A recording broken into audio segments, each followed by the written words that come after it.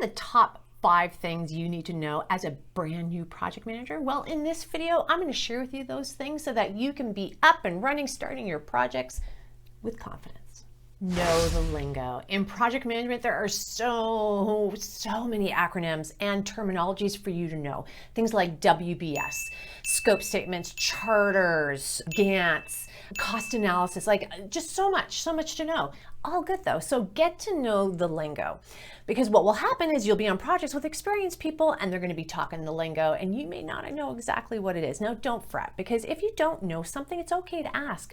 I still to this day will have acronyms that I'm given from my clients in their organization and I'm scratching my head. And believe you me, if I looked it up on the internet, what that acronym I looked up on the internet does not match what the actual acronym is. So study, understand those terminologies so you can come to the table, even clarify them. Always ensure that you say the full words first, and then you can go ahead and start giving the acronyms to them after, so everybody's on that same page. But don't be afraid to ask, hey team, can you tell me what is it that you mean by OVC? Oh, that's one voice for the customer. Oh, thank you so much. I really appreciate that. Makes a world of a difference, and it's just going to help you out a lot. The more practice you have with the lingo, the better you're going to be just being able to say it yourself and be aligned with the rest of your team.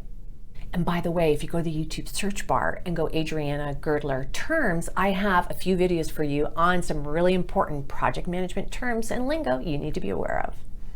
And to continue on the theme of education, I have something for all of you new project managers. I'm going to share with you a little bit later on in this video, but it's definitely 6 things you need to be aware of when it comes to ensuring your project is successful. So definitely stay tuned for that. Know your team. I've seen lots of projects fail from project managers who are just task-oriented and not understanding that those tasks are linked to a person who's actually executing them. And they're just so focused on the deliverable and the task and the date that sometimes our team members don't feel appreciated, or worse yet, feel like they're kind of being rubbed the wrong way because maybe that project manager is abrupt and doesn't have the fine-tuned skills of how to talk to people. So it's important to know your team. Think of it as the opposite. It is about the people coming together as a team, really syncing and performing, that is really going to lead to a very successful end result of your project. So as important as it is to do your task and understand what you have to do within the deliverables, I put equal amount of time, energy, and effort around developing my team and really getting to know them. So that's either in the grand context of collectively in your meetings that everyone kind of gets to know each other. You can do some fun activities in the beginning, like who are you, what's your favorite thing. Don't go overboard with games, because again, you're there to work.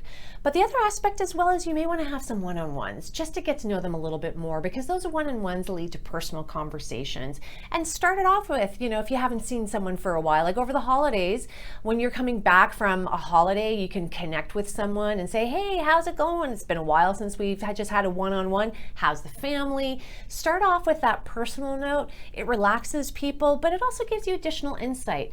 Look, you're working with people, not robots. So we all have something that we want to connect with, and it's with other people and understanding the greater context of who they are. It's a really great way as a new project manager to ensure your projects are successful. Manage scope. As a new project manager, it is critical that your project remains on scope, particularly if it is a constraint from a priority matrix perspective.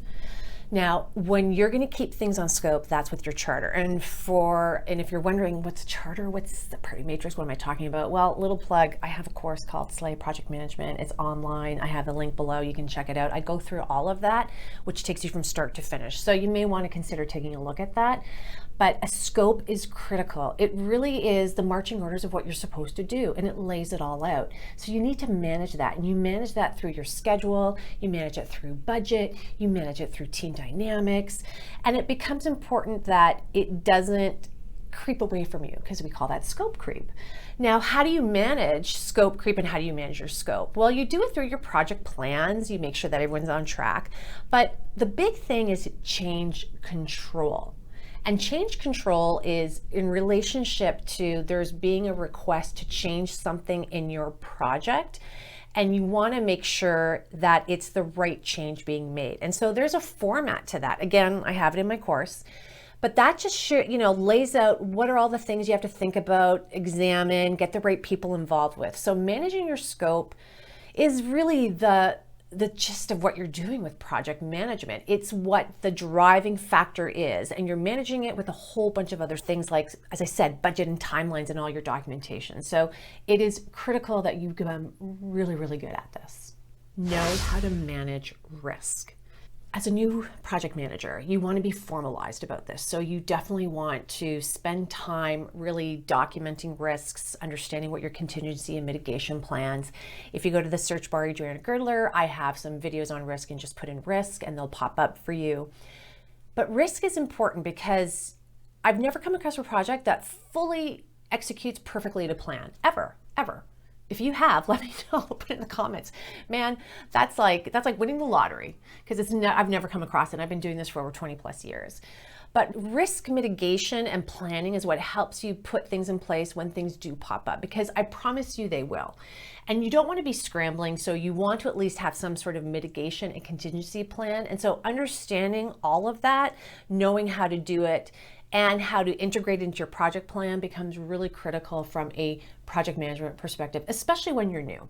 Now, as you get experience, you get really good at identifying risks in advance of. In fact, now when I get my marching orders for a project and I'm looking at the scope template and all the information, I already, in my head, popping up are probably 5 to 7 risks immediately from day one. And I haven't even gotten into when things are coming up and there's deeper dive and deeper levels that you start to unearth and more risks start to come to the surface. So it becomes important that you add that as part of your project plan. You include your team in order to help you identify them and put plans against how are you going to take care of it if it should come to fruition. Continually review your success. So what do I mean by this? Usually at the end of project was successful, like yay, and we do an after action review, and it's usually at the end. It's like, hey, how did it go? Let's have this as a lessons learned. Post-mortem is another word that gets used for it. So we know on our next project what to do. But I'm going to recommend you just don't do this at the end. Yes, you must do it at the end, but you should do it throughout the life cycle of your project. When you're finished major milestones, do an after action review so that you can understand what's going well, not going well, and you can tweak it for the next step and stage in your project. That's just going to ensure that you're constantly on track and doing the right things, not the wrong things, and course correcting as you're going, which is just going to be easier for you, your team members, and lead to a greater rate of success for you delivering on your project. Now that you know what new project managers should know, you need to get this. It's what to do if your projects are struggling and to make sure that they don't happen. So it's in the link underneath this video. Go grab it. Now that you have these tips, watch this next video, top things to become an efficient project manager, my personal favorite. And on that note, if you can like this video, subscribe. It tells YouTube we're doing a great job. I so appreciate it. On that note, see you at the next video.